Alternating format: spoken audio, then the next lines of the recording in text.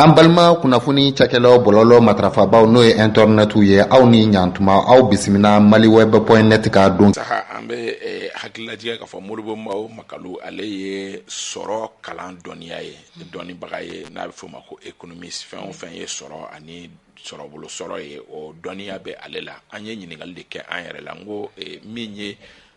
ɲangini minnu o tun bɛ an kunna kabi janvier kalo tile 9 o ɲangini wililen kɔ munna halisa gɛlɛya bɛ jamana kɔnɔ Modibo Makalu i ni sɔgɔma Nta kaba i ni sɔgɔma ani Fanta Somuta i ni sɔgɔma an b'a a y'i laminɛ Modibo Makalu ɲangini kun binnen don an ka jamana kan an k'u fɛ n ko ni ɲangini wulila n ko bɛna nɔgɔya don nka nɔgɔya ma don aw minnu ye sɔrɔ boso ni dɔnbagaw ye aw b'o faamu cogo di Isa i ni ce ka ɲininkali la ne tɛ ka min fɔ ɲangini o ye dɔ fara an ka gɛlɛya kan mais fo k'i ka jateminɛ ko kabi san 2020 gɛlɛya dɔ de tun b'an kan n'a bɛ fɔ a ma ko corona bana o de nana ni gɛlɛya ye diɲɛ kɔnɔ sanni feere la diɲɛ jamanaw ni ɲɔgɔn cɛ diɲɛ jamana min tɛ dulonnen de bɛ ɲɔgɔn na sisan n'i ye an yɛrɛ ka jate an ka jamana jateminɛ Mali anw ka sɔrɔ san kɔnɔ kɛmɛ sara la 60 dulonnen bɛ sanni feere de la an bɛ minɛn minnu san kɔfɛ ani an bɛ minɛn minnu feere kɔfɛ donc hali ni ɲangini wulila an ni diɲɛ jamana minnu bɛ baara kɛ ɲɔgɔn fɛ ni gɛlɛya bɛ yen a bɛ s'an fana ma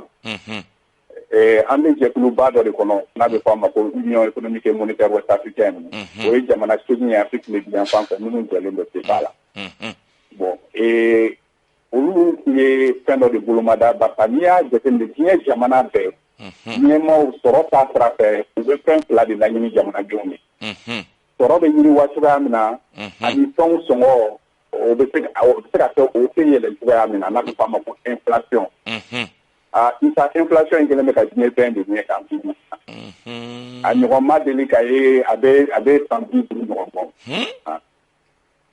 donc diɲɛ jamana bɛɛ de don ni y'anw ka jɛkulu in na n'a bɛ fɔ a ma UEMOA jamana 8 olu tun y'a laɲini ko kɛmɛ sarala la fɛnw sɔngɔ kana tɛmɛ 3 kan mais Isa est-ce que i b'a dɔn k'a fɔ ko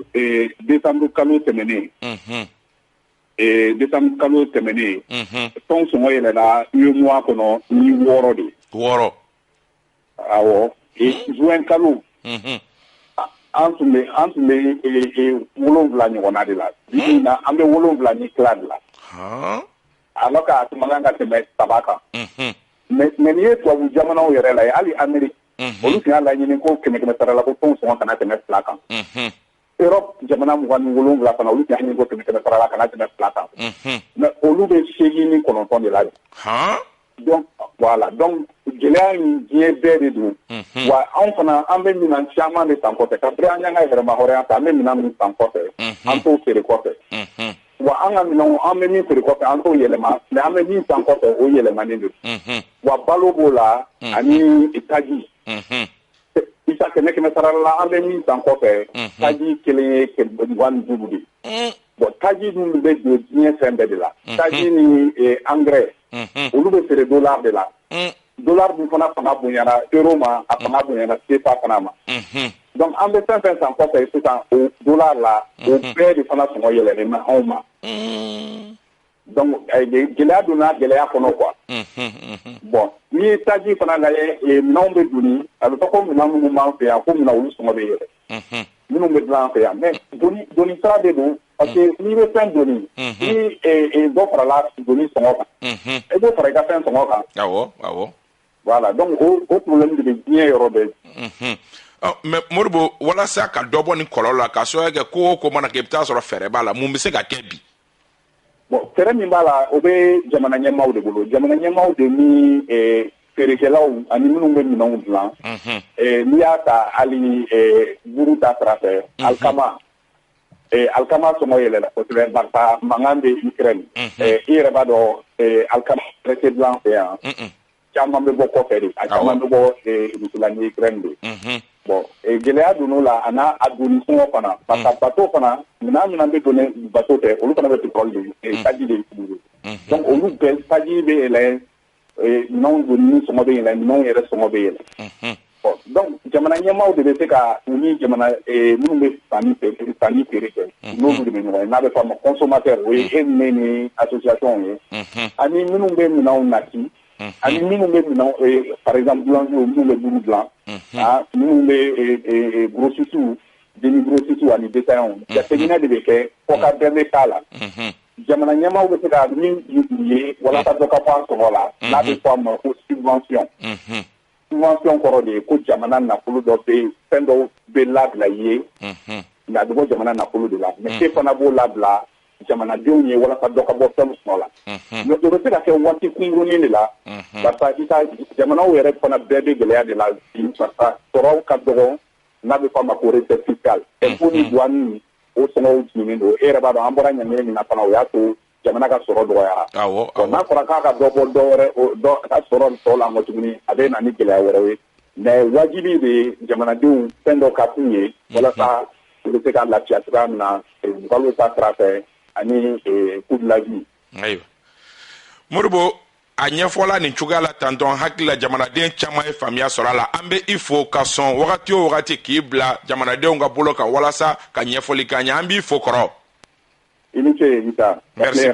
Merci beaucoup ala ka tile yɛrɛ caya Fanta Tomota nin ye a ɲɛfɔlen simplement bɛɛ ka se k'a faamu n'i b'i ka baara dɔn i b'a dɔn. Siga t'a la n'i b'i ka baara dɔn a kuma man ca. A kuma man ca i tɛ taa ni ka segin caman k'a la tiɲɛ na hali ni mɔgɔ ma sɔrɔ kalan kɛ a y'a fɔ cogo min tantɔ i b'a faamu peut-être que a tɛ diya i ye a ka fɔ nin cogoya la tantɔ mais c'est tellement simple i b'a dɔn k'a fɔ ko tiɲɛ don an bɛ Modibo fo. An ka foli bɛ Modibo Mawo Magalu ye ka sɔn k'an ka weleli jaabi ni sanga in kɔnɔna la an bɛna walawalali kɛnɛ dayɛlɛ an kanubaga kelen-kelenna bɛɛ lajɛlen ye.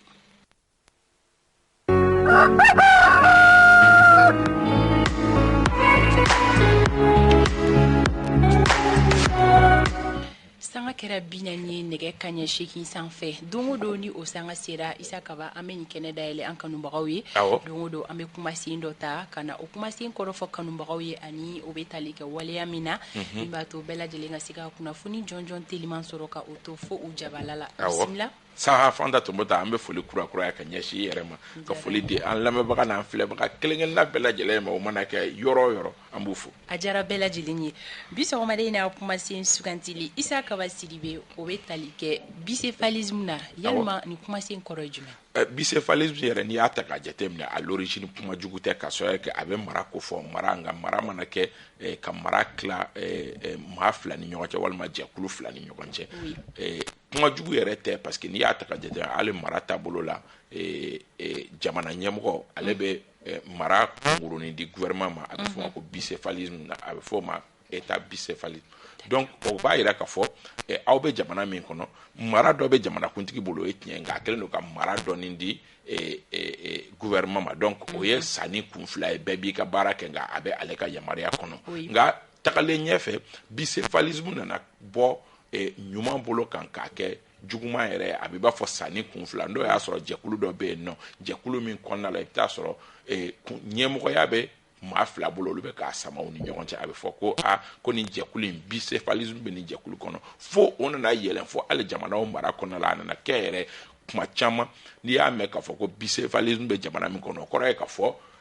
jamanakuntigiya bɛ maa fila bolo o misaliya ye wagati min Laurent Gbagbo tun bɛ a damana jamanakuntigiya la Alassane Dramane Ouattara kalata bɔlen kɔ yen a bɛ fɔ o ma ko bicéphalisme k'a sɔrɔ kɛ sanni kun fila mɔgɔ fila bɛ k'a fɔ k'olu ye jamana ɲɛmɔgɔ o bɛ kɛ an ka farafinna jamanaw kɔnɔ ka caya mais jamana dɔw fana bɛ yen nɔ minnu fanga yɛrɛ de taabolo i bɛ taa sɔrɔ président bɛ yen nɔ ale ye fangatigi ye mais ale fanga man bon i bɛ taa sɔrɔ premier ministre o jamanaw kɔnɔ o de fanga ka bon kosɛbɛ o de lakodɔn i bɛ taa sɔrɔ a jamanaw yɛrɛ bɛ yen nɔ minnu hali u président dɔnnen tɛ par exemple Allemagne n'i ye Allemagne ta k'a lajɛ président bɛ Allemagne mais Allemagne président i t'a tɔgɔ mɛn foyi la ale fanga man bon mais olu ka chancelier de fanga ka bon. D'accord. Chancelier de bɛ olu fɛ yen nɔ o ye premier ministre nasuguya dɔ ye min bɛ bɔ u ka bulonba kɔnɔ o de fanga ka bon olu fɛ yen nɔ i bɛ taa sɔrɔ u ka président yɛrɛ o bɛ yen nɔ o ta ye filɛrobilaw ni ko indépendance dɔw ni fɛnw donc bicéphalisme ye sanni kun fila ye walima fanga kun fila ye ɲuman bolo kan yɔrɔ dɔw la mais fanga kun fila juguman bolo kan yɔrɔ dɔw la ni bɛnbaliya nana jɛkulu kɔnɔ o kelen yolola ka jigin fo an ka jɛkulu kɔnɔ ni jɛkulu association ni fɛn wɛrɛw ni olu kɛra maa fila walima tendance fila bɛ k'a sama sama o ni ɲɔgɔn cɛ a bɛ fɔ ko bicéphalisme bɛ nin jɛkulu kɔnɔ ka sɔrɔ kɛ a ɲɛmɔgɔya maa fila bɛ ka ɲɔgɔn sama sama a nɔfɛ walima jɛkulu fila bɛ ka ɲɔgɔn sama a nɔfɛ dɔ ninnu ko k'olu de ye ɲɛmɔgɔ ye dɔ ninnu ko k'olu de ye ɲɛmɔgɔ ye a bɛ fɔ de ma kunnafonidilaw fɛ yen nɔ i b'a ye u b'a kɛ titre baw la ko bicéphalisme ka organisation tɔgɔ sɛbɛn a kan o b'a yira k'a fɔ ko olu bɛnbaliya dugu jɛlen don o jɛkulu kɔnɔ fo k'a kɛ maa fila bɛ k'a fɔ walima jɛkulu fila bɛ k'a fɔ k'olu ye ɲɛmɔgɔ ye. Ok, Isa Kaba, an ye o yɔrɔ faamuya. An ka sugantili sen fɛ sɔgɔmada in na an sera bicéphalisme ma. Isa Kaba, n'i bɔra ka o yɛrɛ kɔrɔ fɔ an ye sisan, an b'a fɛ ka dɔn kun jumɛn na ni kumasen sugantila sɔgɔmada in na mun de kɛra? Min kɛra a bɛ tali kɛ lahalaya dɔ ka lahalaya min ni o kun ɲɛsinnen don mouvement des forces patriotiques pour le rassemblement dakuru ɲɛ kelen bɛɛ lajɛlen b'a dɔn ni min ye M5 RFP min ni a sigira sen kan juillet kalo tile 5 san 2020 M5 RFP kundalen don min kan a bɛ fɔ o ma ko bicéphalisme b'a ɲɛfɔ a bɛ tile 2 bɔ ja dɔ bɛ bɔlɔlɔw sanfɛ ja min ni a bɛ wele ma da kɛ ka ɲɛsin bi ma bi arabadon uti kalo tile 3 jɔnniw bɛ bɔ ja in na a maaw filɛ nin ye kumasentigi ye Mohamed Ali Bacili ministre kɔrɔ don M5 RFP cɛbalenba don filanan ye Madame C Kadiatou Sow ale ye première vice-présidente ye M5 RFP yɛrɛ comité stratégique kɔnɔ sabanan ye Cheikh Oumar Sissoko ale ye troika maa minnu ni olu jɛra ka jɛkulu saba fɔlɔ minnu n'olu jɛra ka M5 yɛrɛ sigi ka sababu kɛ an bɛ tila k'o tariku fɔ o maa ɲɛmaaba ye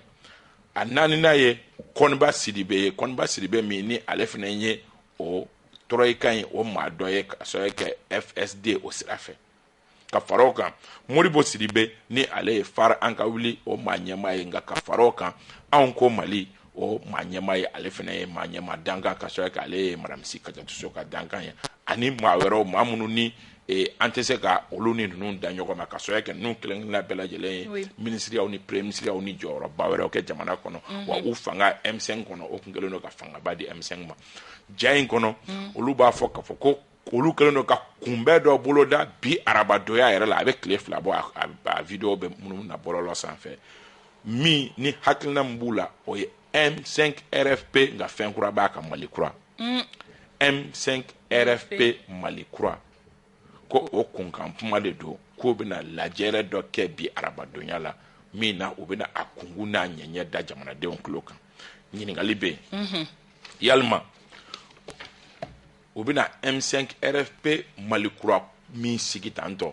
jɛkulu kura de don min ni M5 RFP dɔ in tɛ kelen ye wa n'o kɛra an bɛ ka min fɔ bicéphalisme tɛ yen nɔ o y'o damana jɛkulu de sigi nka n'o y'a sɔrɔ olu ka hakilina ye M5 RFP Mali kura in bɛna M5 RFP kɔrɔ in de dun ka bɔ yen nɔ ni y'o kɔrɔbannen olu bɛ n'u ka M5 récupérer k'a kɛ M5 RFP Mali kura ye o de la an bɛna bicéphalisme kɛnɛ kan wa mankan bɛ wuli o yɔrɔ de la donc bi u ka kunbɛn senfɛ an'u ka kumakanw senfɛ a bɛna déterminer ŋaniya min b'u la kuntilenna min b'u la yalima an bɛna bin gɛlɛya kɔnɔ gɛlɛya min ne ala kumaw bɛ se ka taa kiiri bila kun kan ka sababu kɛ o suguyaw bɛ laban o cogoya la tentɔ ni u ko k'a fɔ ko M5 min ni o ko tun bɛ sen na ko olu y'o ye ka sɔrɔ mɔgɔw fana bɛ yen nɔ ni o ɲɛmaa o comité stratégique maa ɲɛmaa ye premier ministre ye bi na ni olu yɛrɛ tun y'a laɲini ni mɔgɔ ninnu kelen-kelenna bɛɛ lajɛlen tun y'a laɲini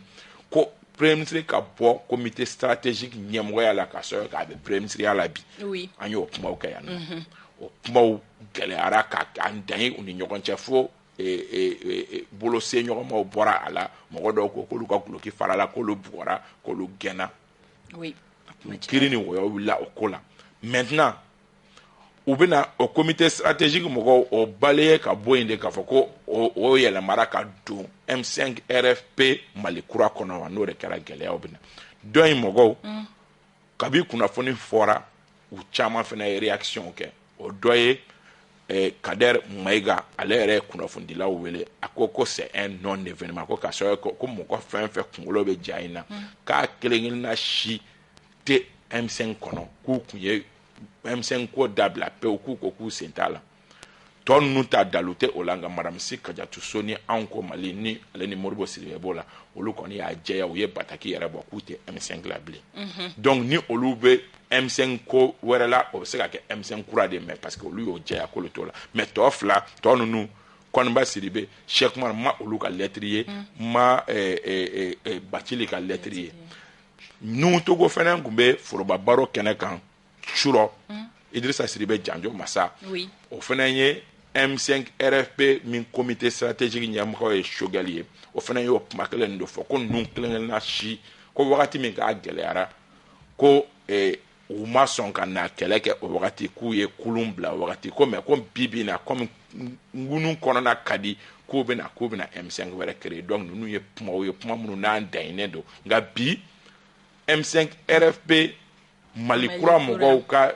kunnafoni di baro senfɛ a bɛ na dɔn kunkilenna ye min ye n'o y'a sɔrɔ kiri ni wɔyɔ de bɛna continuer walima n'u y'u damana ta de sigi o fɛnɛ tɔgɔ da ko M5 RFP ka Mali kura dɔ kan o bɛ se ka kɛ. D'accord, Issa ka ba ɲininkali caman kɔni bɛ an bolo nin yɔrɔ in na mais o jaabiw tɛ se ka di fɔlɔ f'an ka se ka dɔn ni maa ninnu ka wuli ka jɔ bɛna kɛ mun ye kunkilennaw bɛna kɛ kuma yɛrɛ ye o de voilà ni o de don Issa ka ba o la sisan ni M5 RFP ka taa se kura min bɛna sigi sen kan don n'a nataw la ni u ka laɲiniw n'u ka kunkilennaw dɔnna an k'an da don o baro la o la sisan Issa ka ba yalima ni ko ninnu ni an ka bi kumasen yɛrɛ bɛ tali kɛ bicéphalisme na yalima o kɔlɔlɔ bɛ se ka kɛ jumɛn ye fanga furancɛ fanga in kan a bɛ gɛlɛya kosɛbɛ ni an binna olu kɔnɔ sisan k'a sɔrɔ kɛ fangacɛ furancɛ fanga yɛrɛ ka gɛlɛya fanba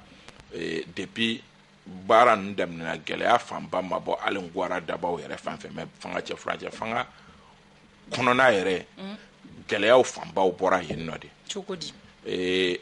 fangacɛ furancɛ fanga kɔnɔna an b'a daminɛ CNT la gouvernement ni CNT ka bɛnbaliya an bɛ taa hali gouvernement yɛrɛ kɔnɔ dɔw bɛ yen nɔ minnu bɛ gouvernement kɔnɔ minnu ni olu ni gouvernement tendance bɛ gouvernement kɔnɔ o gɛlɛyaw bɛ yen nɔ gouvernement ni CNT ka bɛnbaliya o gɛlɛyaw bɛ yen nɔ M5 yɛrɛ kɔnɔ gɛlɛyaw tun bɛ yen nɔ nin bɛna o gɛlɛyaw tɔw wara ka taa fɛ ka sababu kɛ ni mɔgɔ kelen-kelenna bɛɛ fɛn fɛn filɛ nin ye danaya dara M5 kan ka jigi da kan k'a fɔ ko ninnu bɛɛ lajɛlen faralen ɲɔgɔn kan olu ni Choguel hakilina mana fara ɲɔgɔn kan a kun bisiyalen don k'a fɔ madama n'olu farala ɲɔgɔn kan a mana kɛ cogo o cogo o de bɛ se ka fangacɛ furancɛ fanga in kɛ ka se fo a dan na Madame Sikaja Tuso k'a daminɛ gouverneur mɔgɔ caman t'o de kalan Madame Sikaja Tuso a fɔ ko gouverneur ka carré o ye ale de ko ye muso gouverneur Mali kɔnɔ ale fɔlɔ de kɛra o ye wa ale kelen de kɛra o ye Amikan farala ale kan donc o expérience min b'ale la ani a ka ministeriya Modibo Sidibé premier ministre de kun don ATT ka wagati la Koniba Sidibé ministre de l'économie ministre des finances a ye ministeriya belebelebaw kɛ Mohamed Ali Bathily ministre de la justice ninnu bɛɛ faralen ɲɔgɔn kan ka fara tɔ minnu ni olu bɛ a kɔnɔ bi ka fara Choguel kan jigi kun dalen don ka premier ministeriya ta ka di M5 ma olu bɛɛ de kama ka fara Muntaka minnu ni olu mu exprimer nin ko in ka fɔlɔ a bɛ bisikiya k'a fɔ ko Muntaka ni fɛngɛ bɛ ɲɔgɔn bolo Choguel bɛ ɲɔgɔn bolo danaya dara M5 kan k'a jigi da o de kan ko ninnu cɛbaw bɛɛ mana fara ɲɔgɔn kan a mana kɛ cogo o cogo fangacɛ furancɛ fanga a bɛ ban hɛrɛ ni baden na a baara bɛ ɲa nka n'a yera k'a fɔ bibi na olu ka contribution tɛ ka ye ka fara o kan ni olu yɛrɛ kɛra fangacɛ furancɛ fanga kɛlɛbagaw ye o bɛ baara yɛrɛ tɔ gɛlɛya kosɛbɛ fangacɛ furancɛ fanga laban in na nka analyse kelen bɛ yen nɔ o analyse ye min ye bi an bɛ ka taa cogo min ɲininkaliw bɛ yen fɛngɛ falenni min kɛra charte falenni min kɛra fɛn dɔw b'a kɔnɔ minnu b'a jira k'a fɔ ko ŋaniya bɛ maa dɔw la fangacɛ furancɛ fanga kɔnɔ k'u bolo bɔ fanga nɔfɛ k'a sɔrɔ ninnu kelen-kelenna fɛn fɛn filɛ nin ye n'i y'u ta k'u jateminɛ n'a y'i bɔ Madame Sikaja Tuso la kalata laban min kɛra Madame Sikaja Tuso ani Koniba Sidibé Koniba taara ka t'i fara Cheikh Modibo Jara kan c'est vrai mais Mohamed Ali Bathily Modibo Sidibé olu y'u bolo bɔ fanga nɔfɛ o b'a jira k'a fɔ ko ŋaniya bɔ olu kelen-kelenna bɛɛ lajɛlen na ka san 2014 ka kɛ cɛbɔw ye ŋaniya bɛ Cheikh Oumar Sissoko fana na ka kɛ cɛbɔ ye wa ɲininkali bɛ yen nɔ ŋaniya bɛ Madame Sikaja Tuso la ka kɛ musobɔ ye wa ɲininkali bɛ yen ŋaniya bɛ Koniba Sidibé la ka kɛ cɛbɔ ye wa ɲininkali bɛ yen nɔ donc en fonction de ça n'a fɔra k'a fɔ ko fanga cɛ furancɛ fanga yɛrɛ mɔgɔ dɔw fana bɛ yen nɔ ŋaniya bɛ minnu kɔnɔ ka kɛ cɛbɔ ye a bɛ gɛlɛya mɔgɔ min ŋaniya b'i kɔnɔ k'a fɔ k'i bɛ kɛ cɛbɔ ye san 2024 k'a fɔ k'i ka to olu nɔfɛ olu minnu ni fanga b'u bolo bi wa ŋaniya b'u la ka u bolo bɔ fanga nɔfɛ donc stratégiquement i b'i mabɔ o tigiw la parce que ni don dɔ sera ni nana k'a fɔ k'i t'u ka candidature soutenir a bɛ fɔ k'a fɔ ko i y'u profiter u ka fanga cɛ furancɛ fanga la bi filɛ k'u janfa donc ban ka fisa janfa ye. D'accord, Issa Kaba i bɛ se ka mun fɔ ka bi babu datugu. Nin bɛ na gɛlɛyaba ni o y'a sɔrɔ an bɛ segin a kan tugun n'o y'a sɔrɔ ninnu bɛ na ngwara de da fanga cɛ furancɛ fanga la premier ministre sababuya la a bɛ na transition baara tɔ gɛlɛya dɔɔni ka taa fɛ olu ma n'u ka samali kɛ u ka fan fɛ cadre des partis politiques u ka samali kɛ fan dɔ in fɛ bɔlɔlɔ k'a ka samali kɛ fan dɔ in fɛ fanga cɛ furancɛ fanga bɛ a tɔ bɛ gɛlɛya ka taa fɛ wa a bɛ wara ka taa fɛ min ni nka jamana in kɔnɔ kuma o kuma a mana gɛlɛya cogo o cogo i bɛ taa sɔrɔ duwawu ani barika min bɛ jamana la o bɛ kɛ sababu ye mɔgɔw bɛ siran fɛn o fɛn ɲɛ o tɛ bɔ a la donc an b'o duwawu de don mɔgɔw ka dimi ɲɔgɔn kɔrɔ nka u kana funu ɲɔgɔn kɔrɔ n ye mɔgɔw bɛɛ fɔ ka fara Imam Mamu Diko fana bɛ o zagiya wagati o wagati n'a ye occasion sɔrɔ ale fana bɛ ko dɔ kɛ donc nin bɛɛ mana fara ɲɔgɔn kan i b'a dɔn k'a fɔ kalo nataw ni semaine nataw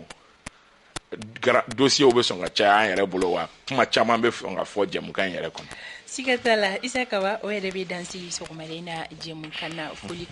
folikan ye dɔrɔn ka foli di 767 groupe maaw bɛɛ lajɛlen ma o taara an balimakɛ ka denguli la kunun ni o ye Sori Ibrahim Kamara ye 767 groupe mɔgɔ caman yera ye o taara balimaya ja don an na an bɛ u fo mɔgɔ caman bɔra fo fan caman ka taa fo Kalabankura denguli la an b'u fo tanti ro kɛ a fari kumanda la dɔɔni k'Ala ka nɔgɔya kɛ tonton Nyang honorable Jalasuba aba n'a ka denbaya bɛ Bamakɔ yan an bɛ u fo honorable Seydou Badeni ani honorable Fatoumata Dambele an bɛ ninnu bɛɛ lajɛlen fo CNT kɔnɔ honorable Amadou Maiga an b'a fo Sori Samunu finikalala do an bɛ a fo Yakuba Sise fo ka Mohamed Draman Traoré fo ministère de la justice la Djibi Diallo ani a ka jɛka optique mɔgɔw bɛɛ lajɛlen ko u ni ce u ka ladonni ko ɲuman na n'i taara yen nɔ i ni nisɔndiya de bɛ segin jɛka optique an bɛ Djibi Diallo ani u bɛɛ lajɛlen fo ani u ka secrétaire cɛɲumanba in Antoine nga mɔgɔw ye an b'a fo an bɛ jɛka optique mɔgɔw bɛɛ lajɛlen fo palais de la culture maa ɲɛma Abdoulaye Jɔnbana foliba bɛ d'i ma ka Segu Disa ka foli da o kan sɔgɔmada in na olu ye jamana baarakɛlabaw ye maaw bɛ ɲina minnu kɔ nka anw tɛ ɲina u kɔ ka sɔrɔ kɛ ni mɔgɔ fila bɛ baara min na ne yɛrɛ bɛna jɔnjɔn damana jɔnjɔn dɔ dilan ka taa don siga foyi t'o la don ne b'i accompagner Issa Kaba an ka foli bɛ El Hadji Seydou Patrice Dambele jɛmukan in kɔnɔbagaba don ne den don dɛ ne den don ka Mali bɔbɔw bɛɛ lajɛlen fo Beliko an banna an b'a ale fana fo a bɛ Guinée équatoriale an b'a ka denbaya bɛɛ lajɛlen fo Ousmane Sagara ka bɔ ministère de la défense la a n'a furumuso wasa Masire ko k'i fo Masire Diop ko bɛ cogo di ko bamanankan b'a bolo cogo di ko bisous à la directrice Issa Kaba an bɛ taa ɲɛfɛ ko dayi ko ni sɔgɔma fo yan nɔ fo Dibolikaw fɛ yen nɔ Adama Jara ale fɛnɛ bɛ Diboli an ka foli bɛ a ye ko Dawuda Makasa ni sɔgɔma Issa Kaba b'a fɔ ko k'a ka foli f'i ye. A diyara n ye kojugu. Marijɛ Sako ale bɛ Ɲorodi Sahel an b'a fɔ Hassan Ould Sherif an bɛ ale fana fɔ an kanubagabaw don Ɲorodi Sahel ka Bas fo ale ye polisi maa ɲɛma ye Sikaso kaw fɛ yen nɔ Umaru Darame ale bɛ Ɲɛwuleni a n'a furumuso Awa Kabaya ko ni sɔgɔma ka Ɲɛwuleni bɛɛ lajɛlen fo Umaru Darame i tɔgɔ la Seguba Kani a bɛ Kirina an bɛ ale fana n'a ka denbaya bɛɛ lajɛlen fo an ka dibila baarakɛbagaw an tɛ se ka wuli n'an m'u ka foli kɛ Awa Tafili Ture ale bɛ réalisation na Makan Jakite Mackenzie ale bolo bɛ nɛgɛw karafe la diffusion kɔnɔna la Dramani Kone ale bɛ yen nɔ Mohamed Ture ale bɛ montage la ka taa se Zie Burama Kone ma an bɛ kanubaga bɛɛ lajɛlen fo ni wagati na bi araba renouveau matin bɛ datugu yan yɔrɔ la sɔɔni dɔrɔn aw ni Adel Binsamaki bɛ ɲɔgɔn sɔrɔ dugu kunkan ko kan sini sɔgɔma 7h15 an bɛ segin ka ɲɔgɔn lasɔrɔ ala ka tile yɛrɛ Renouveau FM Jogotek aw tulo garisɛgɛ kɛra kunnafoni la kumaba minnu ye maliweb.net sanfɛla la o de ye nin ye ni ala ma an ka jɔnya jɔn an na a kan an bɛɛ kunnafoni